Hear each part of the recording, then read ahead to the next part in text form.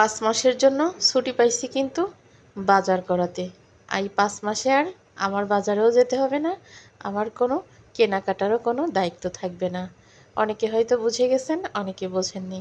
আসসালামু আলাইকুম। অনেক দিন পরে কিন্তু ভিডিও করলাম, কারণ প্রায় এই 10-12 দিন হয়েছে কোনো ভিডিও করি না। রান্নাবান্না ঠিকই কম বেশি করি, কিন্তু ভিডিও করতে একদমই ইচ্ছা করে না। তো আমার অনেক বেশি মন খারাপ ছিল, কারণ এই 4.5 বছর পরে ওর আব্বু দেশে আসতেছে, তবে সে কিন্তু অসুস্থ হয়েই আসতেছে।